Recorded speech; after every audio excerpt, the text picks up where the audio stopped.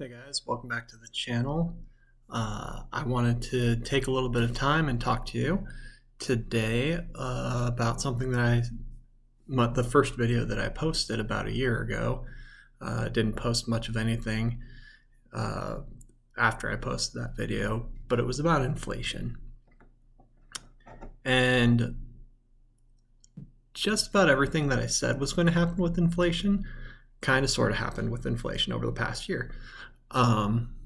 Not saying that to gloat or anything, but I just wanted to give you an update on where I see inflation going for the next 12 months. Now, the place that I see inflation going over the next 12 months is down.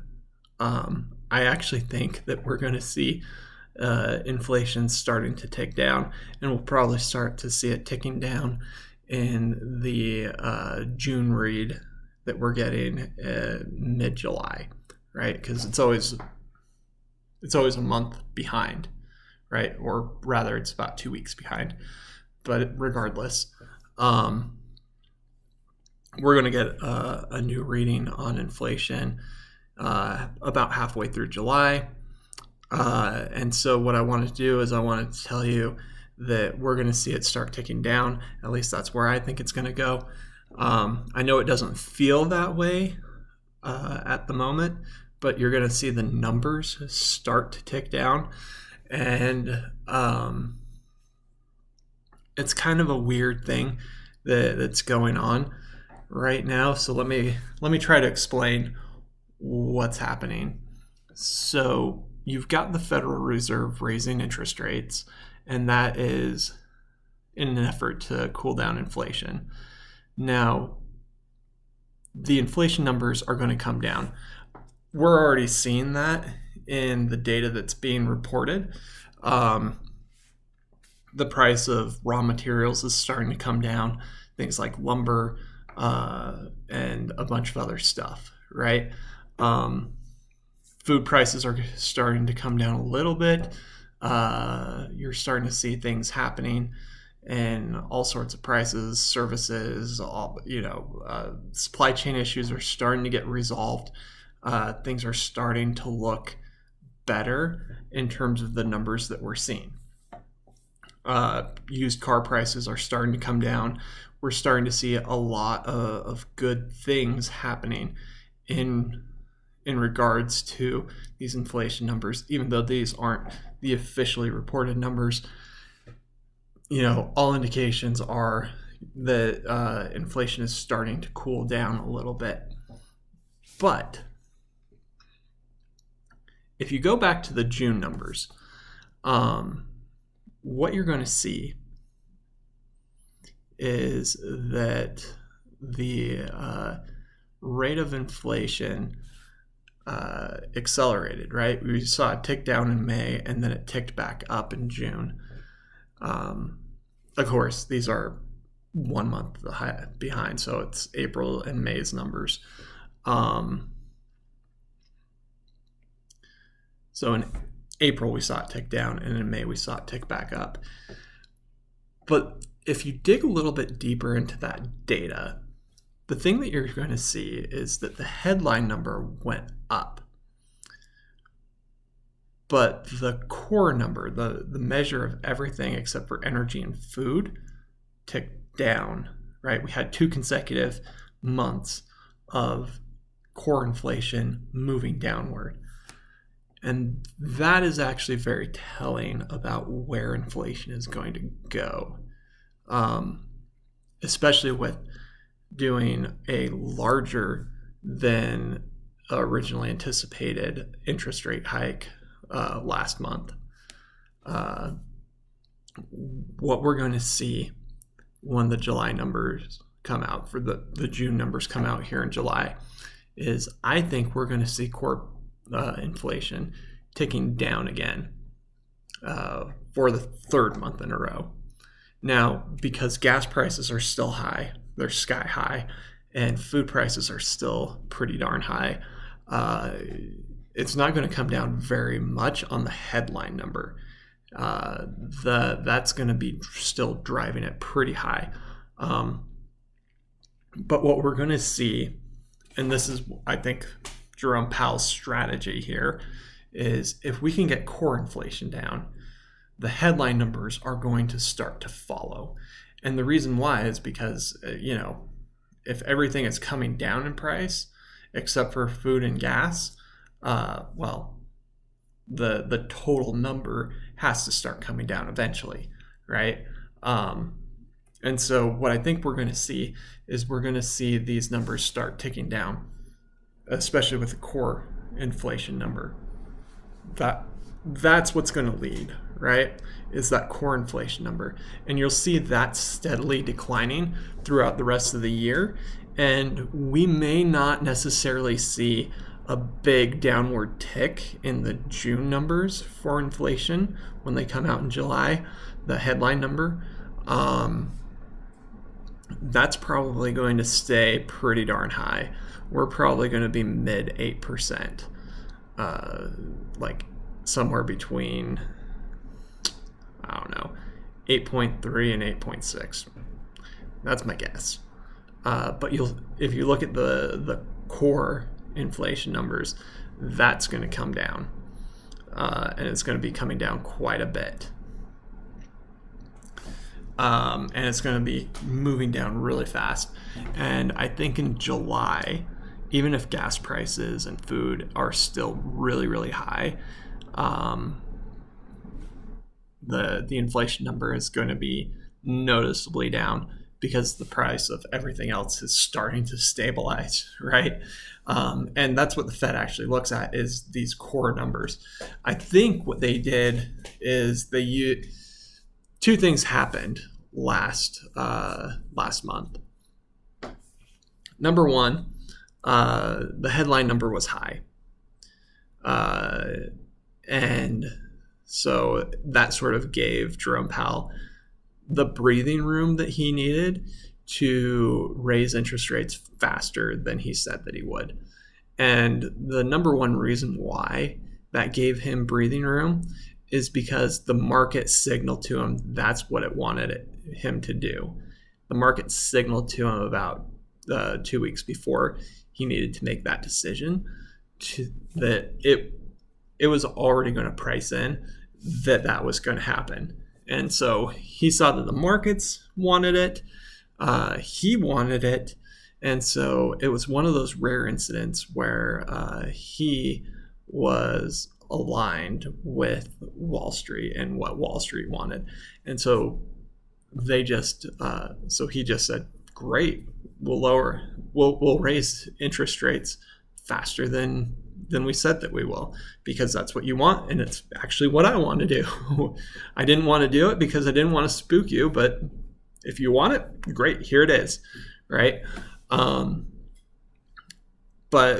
I think that he's going to come in, and the interest rates are going to be driving down that core number, and we'll start to see the headline number come down. Even with gas prices really high, it's going to remain elevated for a while, right? Those gas prices are up. The food prices are up. They are coming down a little bit. But everything is still going to be, gas and food, they're going to be high, right? And if you think about it, if you really think about it, food is just a form of energy for the human bodies, right? And so what you've got is energy and energy, right? It's energy that's expensive right now. Everything else is staying pretty consistent. So, anyway, my prediction is that you're going to start seeing the inflation numbers tick down over the course of the rest of 2022. And it's going to be led by the core numbers, the core inflation numbers. Gas prices are going to be high. I don't see that changing anytime soon. And that is for geopolitical reasons, which I don't want to really get into in this video. Maybe I'll do another video. yeah, I might do another video to talk about that, because that's kind of an interesting situation. And a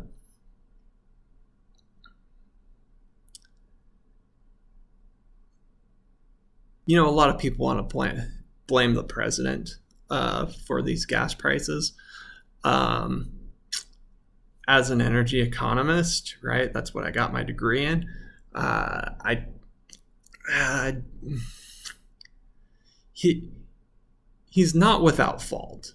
I'll say that, right? But he's not. He he's not the main culprit, right? He, like I said, he's pursued policies that haven't necessarily helped. But it really is sort of out of his hands, and we can talk about that in another video another day. But energy prices, they're probably going to remain high. It's just the way that it is, and food prices are going to remain high, and everything's just going to be high for a little bit. But the numbers are going to start to tick downward.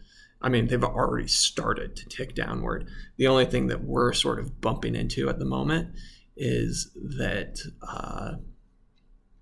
nobody really knows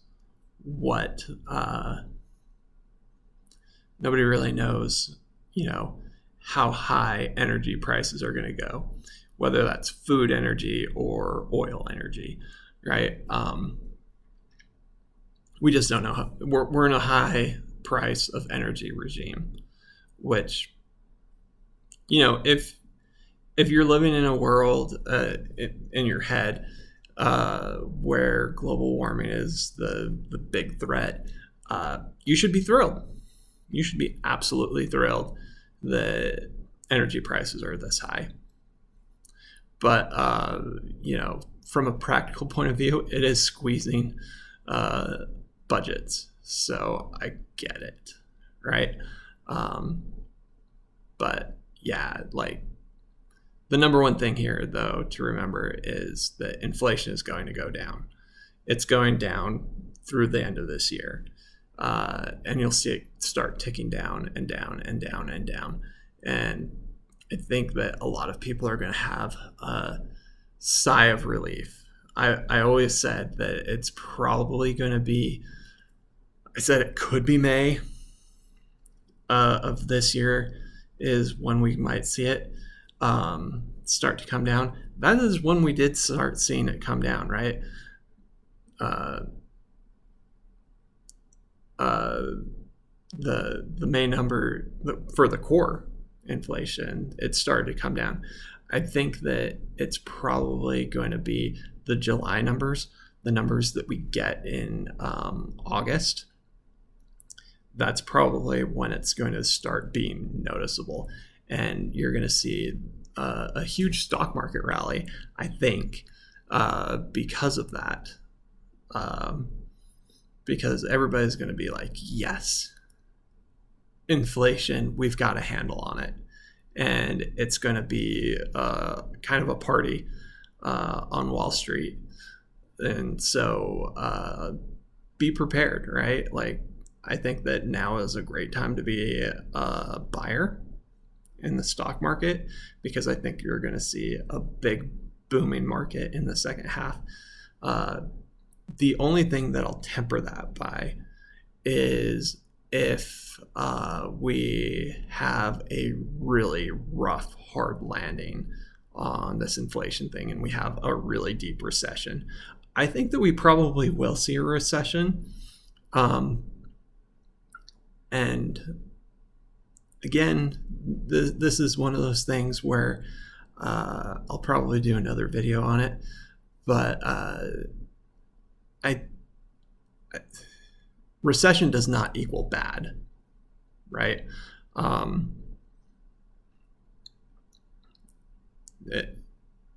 A recession can happen and it can be incredibly mild. And I think that's the kind of recession that we're in for. I think that we're going to have a recession. It's not going to be a completely soft landing, but it's not going to be a landing where, it's like it's like buckle up, brace yourself, and hope for the best as we try to land this thing without wheels.